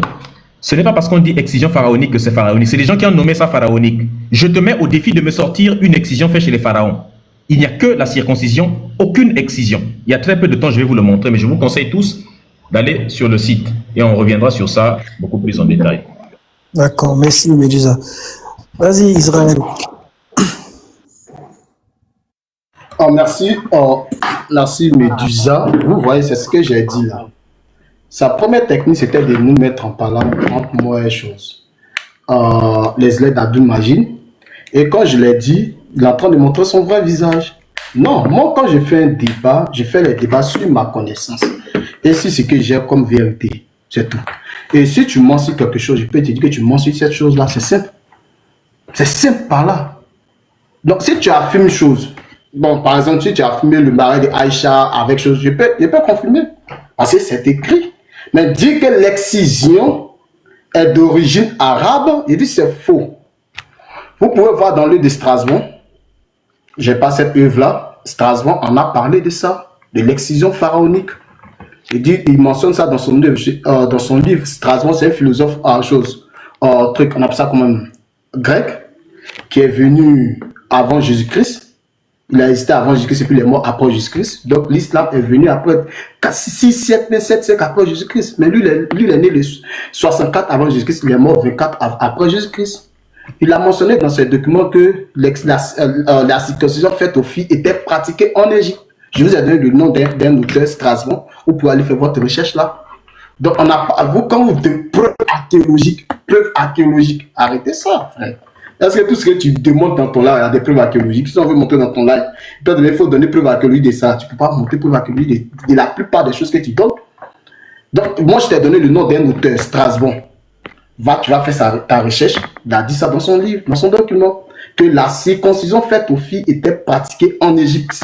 C'est pour ça qu'on appelle ça la circoncision pharaonique ou bien l'excision pharaonique. Strasbourg a vécu en leur temps, au temps des Égyptiens. Donc quand tu me demandes preuve, tu ne dis rien de bon même. En second lieu, quand tu me dis non, que je me mets avec une chose, comme il s'appelle, Abdou Maji pour t'attaquer. Non, je ne me mets pas avec Abdou Maji pour t'attaquer parce que quand tu donnes un argument qui est faux, il te dit c'est faux. Souvent, les musulmans nous voient avec les kémites en train de débattre contre les musulmans. Souvent, même il y avait un musulman qui avait parlé de ça. Un musulman qui était en haut, qui avait un petit gars qu'on a fait descendre ici. Il dit non, que nous, on s'associe avec les kémites pour attaquer les musulmans. Et même souvent, quand on va sur le live de Bosso, on est en train de faire parler de l'islam, parce que certains pensent que Obosso est kémite. Donc, ils disent que nous, on s'associe avec Obosso avec les kémites pour attaquer les musulmans. Non, c'est pas ça. Je ne m'associe à aucune personne pour attaquer les kémites les musulmans. Mais si tu dis quelque chose de vrai, je serai d'accord avec toi. Si tu dis quelque chose de faux, c'est faux. Je répète quand je dis que le prophète a trouvé chose. Cette pratique était déjà en Arabie Saoudite. Il a dit soit c'est possible de le faire, si vous voulez, vous ne le faites pas. Il a donné la possibilité. Si le prophète, si c'était une sunna, si c'était une révélation venue de Allah, je crois bien que le prophète a eu uniquement des filles. Donc les personnes qui allaient pratiquer cette excision-là, ce sont les filles du prophète Mohammed. C'est simple. Parce qu'on dit quoi? La charité bien ordonnée commence par soi-même. Il allait pratiquer ça à ses filles. Mais aucune de ses filles n'a été excisée. Aucune de ses filles n'a été excisée. Donc l'excision vient avant ça. La circoncision vient au-delà. Ça a des années antérieures. Si tu nous donnes l'excision à ces années tout près là, il dit c'est faux. L'excision et la circoncision viennent, c'est à des années antérieures de l'islam et de la chrétienté. C'est tout. C'est ce que j'essaie de te faire comprendre là. Parce que nous avons aussi étudié l'histoire des religions. On étudie aussi l'histoire des coutumes et des traditions. Quand vous allez prendre un document des choses, Séraphin Nénébé, c'est un professeur d'université ici à Abidjan, dans l'Afrique précoloniale, négro-africaine, un truc de ce genre dans son document. Il a parlé que l'excision même dans son document était avant chose, était une pratique ancienne, avant l'arrivée de ces religions, ou bien tout des choses. Il a parlé ça dans son document, où il a donné la manière que les gens pratiquaient certaines choses en Afrique ici. Donc toi tu es qui, tu n'as pas fait de recherche, comme cette pratique ne te sied pas et que c'est mauvais, tu veux te dédouaner de ça. C'est sur ça qu'il dit c'est faux là. C'est sur ça que je peux trouver une pratique chez moi qui était là avant que je ne vienne. Et puis je vais dire continuer cette pratique là. Cela ne veut pas dire que ça, je prends l'exemple le mariage. Le mariage, et c'est pas le prophète qui envoie le mariage. Le mariage était fait dans toutes les choses. Partout. Il peut dire que continuez à vous marier. C'est simple. Ça s'arrête là. Le mariage. On peut trouver telle pratique. La manière de se laver. Le prophète va trouver, il va dire faites ça. Je ne suis pas en train de défendre l'islam, c'est pas ce que je suis en train de faire, non. Mais quand tu mentionnes quelque chose, c'est faux, ce que tu dis c'est faux. Voilà. Là, je ne suis pas d'accord. Tu ne peux pas montrer une preuve que l'excision, c'est l'islam qui envoie. Je dis c'est antérieur à l'islam. Et je m'arrête là. Ok, donc ce qu'on va faire, les élèves vont parler et on va terminer avec Medusa. C'était le dernier à réagir. Ensuite, soit vous vous posez des questions entre vous et après, il y en a qui vont monter pour vous poser des questions aussi. Voilà. Je propose ça. Si jamais vous voulez pas, vous pouvez aussi me le dire. Les élèves, voilà. Mets-moi en grand. Mets-moi en grand. Je vais faire Médusa bien ce soir. Je vais manger de la méduse. Alors, le monsieur dit, prouvez-moi des preuves archéologiques. Donc, Cheikh Anta Diop, c'est un menteur. Je t'ai montré une stèle tout à l'heure de l'Égypte, sur la page de l'Isapo Yakama. Tu dis qu'il s'agit de la circoncision et pas l'excision. Mais ça, c'est une grosse ignorance, monsieur. Vous ne savez pas que quand on parle de circoncision, ça fait référence aux deux. C'est pas moi qui le dis, hein. Cheikh Anta Diop, j'arrive. Voilà. J'ai un problème de luminosité. Aïe, oh, mon téléphone est déchargé. Allahu Akbar. Lobby. Tu as osé dire que il n'y a pas de circoncision. Regarde ici. Médusa, comment on lit ça là? Parce que moi, je ne sais pas lire. Regarde. Je vais t'enseigner un peu. Regarde. Bon, vous avez regardé, hein? Moi maintenant, je vais lire. Ok. Attends, j'ai une vidéo à présenter. Dépêche-toi, petit. Voilà, j'ai un problème de vue. Ok, ici. Ce que l'on pourrait retenir, au-delà des détails légendaires, c'est l'idée que la circoncision n'a été introduite chez les Sémites que par la suite d'un contact avec le monde noir, ce qui est conforme au témoignage d'Hérodote. La circoncision ne trouve une interprétation intégrée dans une explication générale de l'univers, c'est-à-dire une cosmogonie que chez les Noirs.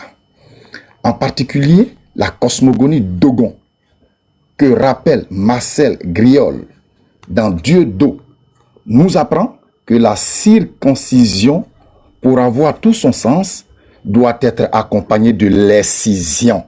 Oh, jeune homme, on ne fait pas ça. Quand tu es en face de Bénin, il faut faire attention. Tu peux aller dire ça sur ton panel et puis jouer avec l'ignorance de ceux qui te suivent. Quand on parle de circoncision, chaque cantateur dit circoncision égale à excision. Pourquoi? Je continue ma lecture. Ces deux opérations ayant pour but de retirer à l'homme ce qu'il a de femelle et à la femme ce qu'elle a de mâle. Une telle opération, dans la mentalité archaïque, vise à faire triompher les caractères d'un des sexes sur un autre donné. Selon la cosmogonie Dogon, non, je ne pourrais pas tout lire, c'est trop doux. Donc, je vous invite à aller lire ça. Cheikh Anta Diop parle bel et bien d'excision dans son livre. Maintenant, il a cité un gars là. Médusa, le gars que tu as cité là, attends, je vais te montrer quelque chose rapidement. Où il est, ici. Tu as cité celui-là. Ici, là. Tu as cité ça, n'est-ce pas? Tu as cité ce gars-là. Est-ce que celui-là, il est égyptologue? Est-ce qu'il est égyptologue plus que Hérodote? Plus que Griol? Lui là. Maintenant, écoute l'un des bras droits de Cheikh Anta Diop. Bon, lui, c'est en Bambara, il parle. Bon, je vais aller en Guinée. Alors, faisons un tour en Guinée. Je vais te montrer ici. J'aimerais militer pour la dépénalisation de l'excision en Guinée. Non, je suis d'office là, parce que moi, je ne suis même pas pour, et moi, je suis pour l'excision. Voilà, retourne-toi, petit. Tout le temps. Parce que moi, je ne suis pas un acculturé. Si leur loi est dans l'acculturation, d'accord, ils n'ont qu'à le faire. Mais moi, je constate que sur le terrain, comme je l'ai dit ici à l'entame, ça se remarque que la population à la base n'a pas été associée à ce fait. C'est pourquoi il y a 95% d'excisés encore. Donc cette loi-là, elle n'est pas faite pour nous. Elle a été commandée par qui? Nos ennemis. Claire. Nos ennemis. Ton ennemi, comment il peut... Ça. Ah, parce que moi, je ne suis même pas pour, et moi, je suis pour l'excision. Voilà, je l'encourage. Bon, alors, le monsieur, il dit que c'est les alculturés qui disent que l'excision, là, c'est pas bon, c'est ceci, cela. Il dit que c'est les alculturés. Donc, ça veut dire que les gens qui disent que c'est pas bon ici, là, ce sont des alculturés. Et c'est ceux-là qui traitent les autres d'aliénés. Tu parles de l'islam. Israël te l'a rappelé. Le prophète, alayhi salatu wa salam, passait, et puis il a vu quelqu'un en train de faire. Et il lui a prodigué un conseil. Il a orienté la femme dans son action. Eh, ce que tu fais là, il faut bien faire, hein. Pardon, il ne faut pas trop couper, pardon. Il faut faire doucement. C'est tout. Ce n'est pas une ordonnance. Ce n'est pas une prescription. Si tu veux, tu fais. Si tu veux, tu ne fais pas. Chez moi. Chez moi. À Koro-Borotou, ici en Côte d'Ivoire. Non, ne le fais pas. Les femmes ne le font pas. Donc, Médusa, quand tu es en face de moi, là, il faut faire très attention. Et puis, je n'ai même pas encore touché la moitié de ce que je dois te dire. J'ai tellement noté. Regarde. Mais le temps, le time, regarde. Je suis déchargé, hein. Regarde. J'ai trop noté, petit. Mais le temps, tu vois, non. Alors, donc, Médusa, voilà. L'excision, voilà ça qui est là. En Égypte antique. Et on te dit que c'est eux qui ont inculqué ça aux Juifs et aux Arabes. Lisa Pouya Kama te l'a dit. Et toi, tu viens dire, oui, tu vas dire devant tout le monde, si le gars que tu as cité là, Anoma, là, lui là. Le temps, le modérateur. Est-ce qu'il est égyptologue les élèves, c'est bon. Merci. Voilà. Donc, Médusa, c'est à vous. Ok. Bon, on va chuter. Jusque-là, merci beaucoup. Bon, vous voyez par vous-même, jusque-là, on ne voit aucun argument. On ne voit aucun argument si ce sont des effets de phrases. On ne voit rien du tout. Premièrement, ton micro, modérateur, s'il te plaît. Premièrement, j'ai cité des sources de l'islam qu'il n'est pas capable de confier. J'ai dit que dans les 4 écoles de l'islam sunnite, tous les grands imams sont d'accord pour dire que l'excision est islamique. Toi, tu n'es rien en islam. Tu n'es qu'un petit musulman. Tu n'as aucun poids. Tu n'as aucun livre islamique de poids. Tu n'es pas un savant. Toi-même, tu fais partie du madhab, de l'école des Malikites, et je t'ai dit que ton imam de référence, l'imam Malik, dit que l'excision pour les femmes, c'est-à-dire la circoncision, est obligatoire? Tu n'as rien répondu sur ça. Je t'ai cité les 4 écoles de l'islam sunnite. Je t'ai dit que la mère des croyantes, Aïcha, était excisée. Et elle dit elle-même que l'excision, il faut le faire. Ton propre prophète, dans plusieurs hadiths, on t'a dit, tu as sorti le hadith dans lequel il a recommandé, dans l'autre hadith où il demande de le faire, où il dit, ton propre prophète a dit que c'est obligatoire. Pourquoi tu n'as pas parlé de ça? Donc c'est ça que je ne comprends pas, c'est cette hypocrisie. Alors tu peux faire des effets de phrases, je vais t'enseigner, tu vas enseigner à quelqu'un qui est plus intelligent, qui a plus de connaissances que toi. Il faut aller enseigner tous les abrutis musulmans à qui vous pouvez mentir toute la journée sur le Coran. Ici c'est la science qui parle. Je t'ai posé une question, peux-tu me sortir une preuve archéologique de l'excision en Égypte antique? Tu as été incapable. Israël aussi incapable, vous avez été incapable. Ce que tu viens de faire est un procédé de manipulation qu'on appelle le déshonneur par association. Alors même qu'au début du live, j'ai dit, il y a certains kémites qui pensent que l'excision est africain. Il y en a d'autres qui ont démontré que ce n'est pas le cas. Et qu'est-ce qu'il fait? Il me sort exactement la vidéo d'un kémite qui pense que c'est africain. Ce sont mes propos à moi. Donc on appelle ça le déshonneur par association. Prendre les propos de quelqu'un d'autre pour les mettre dans ma bouche pour m'imputer. On appelle ça aussi le sophisme de l'homme de paille. Tu fabriques des choses que je n'ai pas dites pour essayer de m'attaquer avec des choses que je n'ai pas dit moi-même. Donc tu fabriques un homme de paille à côté. Et c'est avec ça, c'est pour ça que le débat avec toi est insupportable, parce que tu ne maîtrises aucun procédé d'un débat propre. Comme un tirailleur, tu fais n'importe quoi, n'importe comment, ça peut passer auprès des abrutis, mais quand tu es devant des personnes qui ont de l'intelligence, essaye de te comporter comme quelqu'un, essaye d'être poli, essaye de faire preuve d'intelligence. Pas si tu n'en as pas capable, je ne sais pas. Bon, tu nous parles de Marcel Griol. J'ai dit pourtant que Marcel Griol, qui est directeur de thèse, ne se base, n'a rien, il n'y a aucune preuve. Marcel Griol dit dans le texte que tu as lu, il dit que l'excision pour avoir tout son sens, c'est pas selon lui, il faut lui donner une origine africaine. Ok, ça c'est ton point de vue. Pour que ça ait tout de sens, il faut lui donner. Est-ce que tu as trouvé des preuves? Non. Vous avez la preuve que c'était pratiqué? Non. Est-ce qu'on a la preuve que c'était pratiqué en islam? Oui. On t'a sorti la sunna. Il y a des gens qui pratiquaient ça à la Mecque.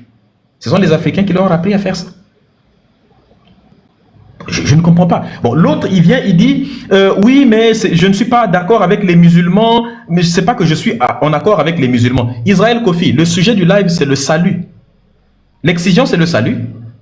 Pourquoi tu ne parles plus de salut? Maintenant, c'est toi qui commences à dire, le prophète Mohammed, voilà, il est venu après, donc c'est pas lui. Toi, tu défends maintenant Mohammed que tu insultes toute la journée sur des lives. De toute façon, à chaque fois, nous allons finir par démontrer que tous les deux, vous êtes en connivence. C'est absolument incroyable. Je vais vous lire les textes de ce que dit Lynn Meskel, qui est égyptologue. Et je vous l'ai dit, hein, sortez-moi une preuve des égyptologues qui en ont parlé. Lynn Meskel dit ceci dans le livre Vie privée des Égyptiens, Nouvel Empire, 1539 à 1075, dit « Aucun témoignage visuel ou textuel ne nous renseigne sur la circoncision féminine, c'est-à-dire l'excision, à cette époque-là. Aucune preuve matérielle n'a été découverte dans la nécropole de Dir el-Médinée. Et dans aucun cas, la tombe, c'est-à-dire la tombe 1382, n'est-ce pas, qu'on appelle souvent, est spécialement noté, dans cette tombe, on aurait spécialement noté que le corps parfaitement conservé d'une femme, n'est-ce pas, appelée Nubiiti, que les gens présentent, qui est en fait une grecque, n'est-ce pas, que ses organes génitaux seraient atteints. Beaucoup d'autres momies féminines, n'est-ce pas, confirment qu'à cette période, la circoncision n'était guère pratiquée et qu'elle n'était guère directement liée au statut social, pardon. La vieille idée selon laquelle la circoncision pharaonique, selon laquelle la pharaonique n'a peut-être pas de rapport avec l'idée, avec l'Égypte pharaonique, est de notre propre intérêt pour des rites de passage colorés de notre interprétation. Voici ce qu'elle dit à l'intérieur. Il n'y a aucune espèce de preuve là-bas. Ce sont des gens qui le fabriquent. Et certains Africains reprennent ça parce que Cheikh Anta Diop a repris l'étude de Marcel Griol et les gens pensent que c'est le cas. Mais Cheikh Anta Diop lui-même nous a dit, dans tout ce que j'ai dit, allez, armez-vous de science, étudiez ce que j'ai dit. Si j'ai dit quelque chose, si j'ai repris un travail et qui vous semble que il y a peut-être des éléments nouveaux qui ont dit le contraire, eh bien, venez et contredisez mes travaux ou bien apportez. Donc, nous apportons un surplus aux travaux de Cheikh Anta Diop en disant Cheikh Anta Diop a pris les travaux de Marcel Griol, n'est-ce pas? Mais nous venons montrer que ce que Marcel Griol avait dit n'est pas correct. Donc, ce n'est pas que Cheikh Anta Diop a menti, c'est qu'à l'époque où Cheikh Anta Diop disait ça, c'est ce que les gens pensaient. Et donc, il a dit ce que les études indiquaient à son époque. Mais aujourd'hui, on a découvert que ce n'est pas le cas. Et je vous ai mis au défi. Vous êtes incapable de me citer un seul texte. Et donc, le débat à initialement, c'est de parler du salut. Maintenant, vous avez fait vriller tout le débat et vous êtes en train de stagner le débat sur la question de l'excision. De toute façon, je vous ai dit depuis le départ que même si l'excision, chez moi, on n'a pas d'excision. Je vous l'ai dit. Je vous ai posé une question simple. Comment vous dites comment expliquez-vous qu'au Gabon, on ne pratique pas d'excision? Au Congo, il n'y en a pas. Dans les deux Congos, on ne pratique pas. Au Botswana, il n'y en a pas. En Afrique du Sud, il n'y en a pas. Sauf les 0,1% des immigrés musulmans qui sont sur place. Au Zimbabwe, on ne pratique pas ça. En Angola, on ne pratique pas. Pourquoi en Lesotho, au Swaziland, aux Seychelles, on ne pratique pas ça? Pourquoi il n'y a que des pays musulmans qui le pratiquent? Le Mali, le Soudan, la Guinée sont des pays qui sont à 99% musulmans presque, et il n'y a que eux qui pratiquent l'excision. Vous expliquez ça comment? Si l'excision est une pratique anti-islamique, pourquoi tous les musulmans qui sont là-bas la pratiquent alors? Voilà la question. En fait, il ne faut même pas toucher sur la question de l'excision en réalité. Pourquoi? Répondez. Donc je ne comprends pas. La première trace, quand vous parlez de Strabon, ainsi de suite, sachez que la première et l'unique trace qu'on a retrouvée de l'excision en Égypte antique, c'est les Grecs qui l'ont pratiquée. Et dans le livre dont tu as parlé de Amounan Golimba, il donne des textes des Grecs eux-mêmes anciens qui disent qu'ils démontrent que la pratique de l'excision était pratiquée chez les Grecs anciens avant qu'ils ne rentrent en contact avec l'Égypte antique, notamment. Il sort des textes de Soranos, par exemple, qui avait écrit des textes sur ça. Soranus, qui a parlé de l'excision, qui démontre même dans son traité traité sur les maladies des femmes, où il parle de l'excision. Et tu as aussi, même le mot clitoris, c'est eux il y a un autre type qui s'appelle Rufus d'Éphèse. Rufus d'Éphèse parle de l'excision également. Et il a même sorti tout un ensemble d'appareils pour exciser. Depuis que vous êtes en train de parler, vous ne nous sortez aucune preuve. Est-ce que l'un de vous a une preuve matérielle de la pratique, un élément de la pratique? Vous n'en avez pas. Donc, foutez-nous la paix, arrêtez de parler de l'excision. Et en plus, le débat n'est même pas sur ça. Je t'ai sorti les textes. Je t'ai rappelé ceci. Tu es un sunnite, les élèves de Abdul Majid. Tu n'as pas le droit de refuser des hadiths authentiques. Et tu es en train de refuser des hadiths authentiques qui disent que l'excision est obligatoire, que l'excision est sunna. C'est simple. Bon, maintenant, on va revenir sur le sujet du live qui est le salut. Parce que sur ça, je vous ai déjà écrasé. Tant que vous n'avez pas de texte, tant que vous n'avez pas de source véritable, vous n'avez pas d'argument, on n'a pas de temps à perdre sur ça. Maintenant qu'on vous a battu sur cette question, sur ce mensonge que vous essayez de dire, de répéter partout, je vous demande à vous les musulmans de cesser de pratiquer l'excision. Et je vous l'ai dit dès le départ. L'excision n'est pas une pratique africaine. Du tout. Nous les Kémites, nous sommes contre cette pratique parce qu'elle ne... Et puis posez-vous une question. Une tradition matriarcale qui discrimine les femmes. Tu as trouvé ça où? L'Afrique est matriarcale. Le livre que tu avais entre tes mains de Cheikh Anta Diop dit que la tradition africaine, elle est matriarcale. Cette tradition matriarcale qui discrimine la femme, tu as trouvé ça du sens où? La sexualité n'a jamais été réprimée en Afrique. On n'a trouvé aucune statue en Afrique. Et même si vous partez dans des langues telles que dans le Bambara, ici on te dit, en Afrique même, il n'y a pas le mot pour dire excision. Le mot pour dire excision, par exemple, dans les langues telles que le Bambara, c'est salinde. Pardon, le Soninké, c'est salinde. Or, salinde ne veut pas dire excision. Salinde, ça veut dire prière, ça veut dire fête. Est-ce que ça veut dire excision? Non, c'est un mot qui a été adapté plus tard. En Bambara, on dit boloko. Boloko, ça veut dire simplement purifier, notamment laver les mains. En quoi ça veut dire excision? Il n'y a pas de mot pour dire excision en Afrique. Chez moi, ça ne se pratique jamais. Ton temps s'est écoulé. Donc, maintenant, on va passer à ce que tu as dit. Voilà. On va être... aux questions. On va suivre ce qu'on avait dit. Et vous allez vous poser des questions entre vous. Je vais faire monter aussi des gens qui vont poser des questions. Vous allez, chacun aura son... en fait, il peut poser la question à une personne. Ensuite, il y a d'autres qui peuvent répondre